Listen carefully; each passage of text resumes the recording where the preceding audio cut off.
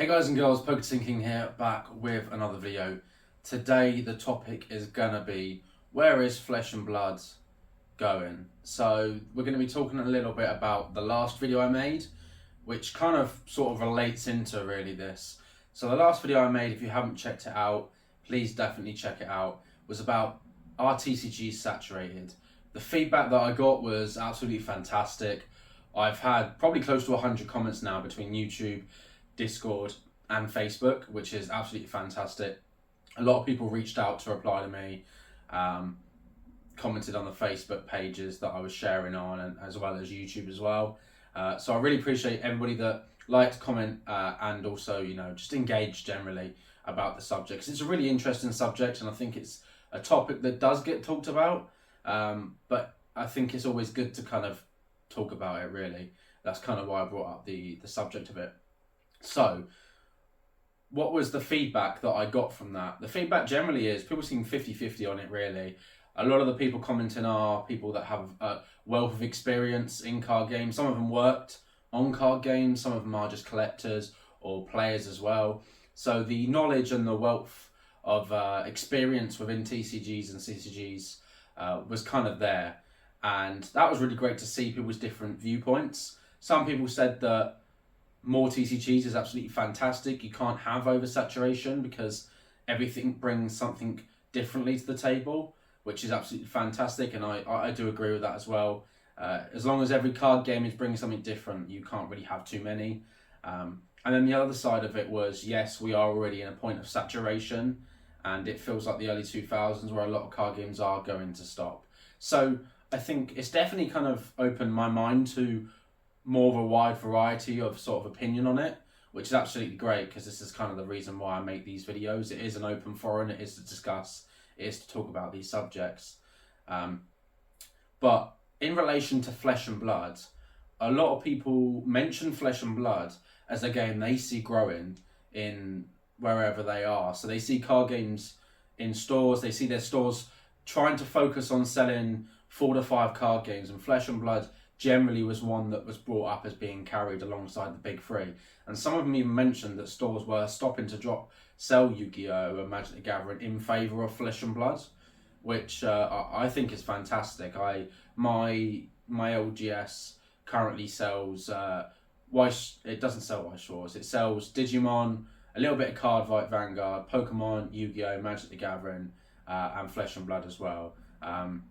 I have seen some sell White Schwartz in the UK, but generally it's quite hard to find stores that sell that. So it's great to see a good variety out there. And to move on to the proper subject of this is obviously, Flesh and Blood, and where is it? Where do we see Flesh and Blood going? Where is it right now? Is it on a good trajectory? So we've got a lot of new players and collectors and investors entering the market and the game space for Flesh and Blood.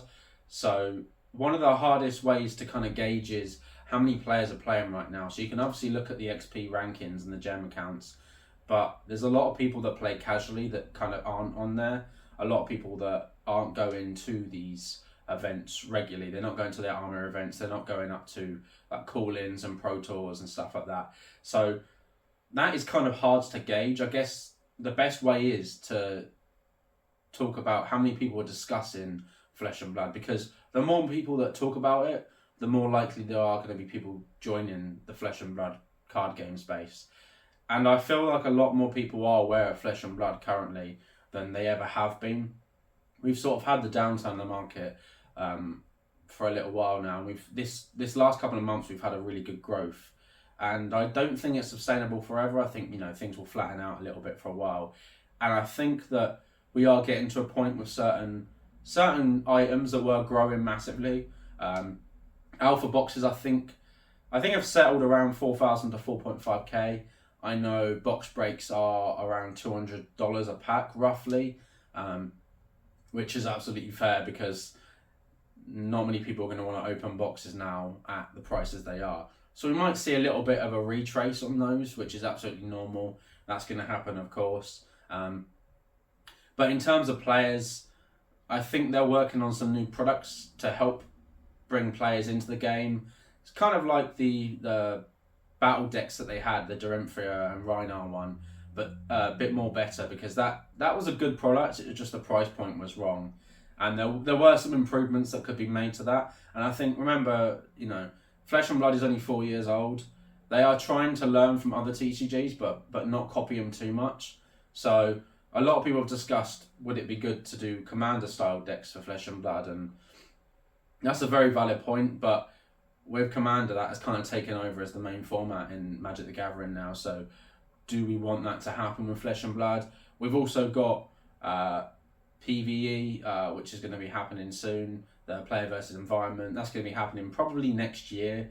I think people would hope for it to happen this year, but probably going to be happening towards next year, as there's just so much going on. But as Riddleman Gaming Josh mentioned in one of his previous videos, that there's so many events planned for this year. You can see the growth of Flesh and Blood, the confidence that they have with this amount of events that people are going to be attending. They are going to be playing and they are going to be competing. So we had Baltimore recently, which was, I think, the biggest Flesh and Blood event we've had now. Generally, the amount of people that turned up was the highest they've seen. So a couple of the YouTubers like Stackswell and Riddleman Gaming, Saint from Fabled Hunters, and obviously Rudy from Alpha Investments have made content on the actual call-in itself. They've been talking about it. A lot of other YouTubers have as well. I could go on listing the amount of YouTubers that I watch that are making content constantly right now about Flesh and Blood, because there's a lot. I try to absorb as much information as I can, because getting as much information and kind of viewpoints from the card game is what I really enjoy. Everybody has their kind of different little view on it, and kind of culminating them together is sort of really great to see just how vast the game is and kind of how many different characters are involved in this game.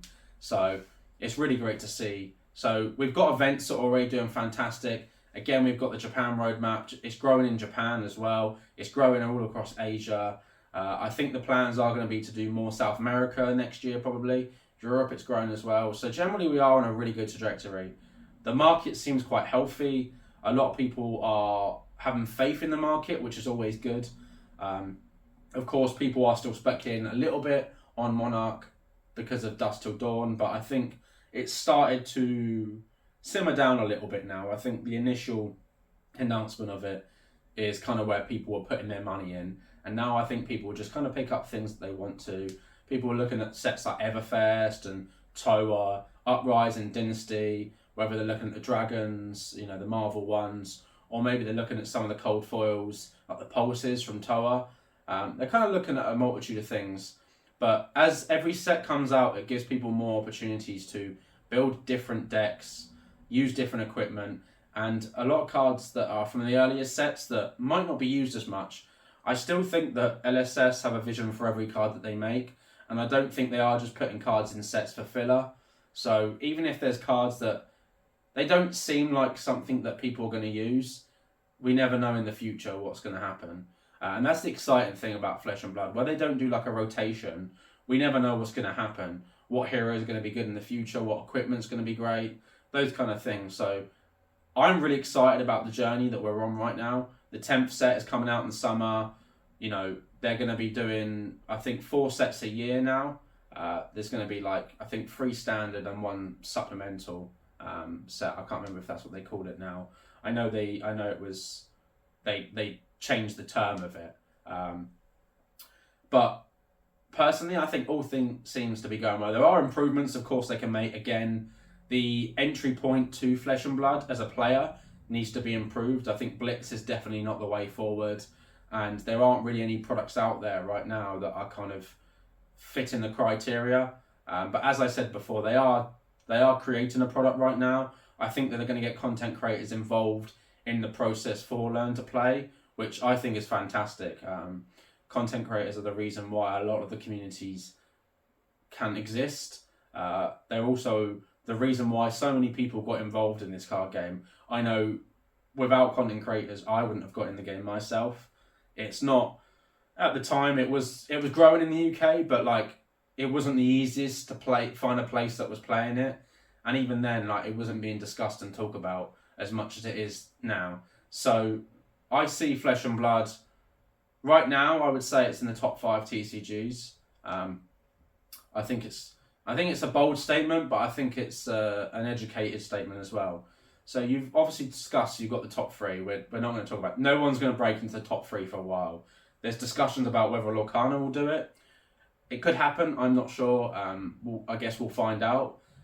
But there's that fourth and fifth spot that generally I think Flesh and Blood is discussed now. So there are other card games involved that people could be talking about. One Piece is growing, Weiss Schwarz, Cardfight Vanguard, and Flesh and Blood, I think, are the games that are kind of in that fourth and fifth space. I would say, remember that Flesh and Blood is still an indie TCG. It's an independent company. It's not a large corporation. Although they have announced that they're going to be hiring more people for LSS and growing their team, it is still an independent company. It's still an indie TCG. And when you compare it to all the other card games that are coming out that are being made by these large companies, they're big IPs, I think the Flesh and Blood is still doing so strong and growing, shows so much about the mission that LSS have and the vision that they've got, James White and the team. So I hope everyone's enjoyed this video. As always, please comment, like, subscribe. I know people get bored of people saying that, but I have noticed, especially in the first 24 hours of the life cycle of a video, the more comments and likes you get, the better that YouTube seems to push it. I've got videos where I haven't got many comments or likes, and generally the video doesn't seem to do very well. And it makes me, I've got to obviously think about when I'm making videos, is the topic the right topic? Am I saying the right things? Or is it just not being pushed enough to a wider audience? So that's why I try to share it to Discord and on Instagram and Facebook, to try to get as many people watching. And then once I've done that, if people comment, like, engage, subscribe, then YouTube will do the work and start pushing the video. But as always, if anyone's got any questions, I'll try to answer in future videos. I might do a Q&A video soon. I think a lot of people message me across all the platforms and I generally reply quite quickly. But I know that it could be a video perhaps, because other people might want the answers to that. So as always, hopefully you enjoyed this. Have a great day and see you later.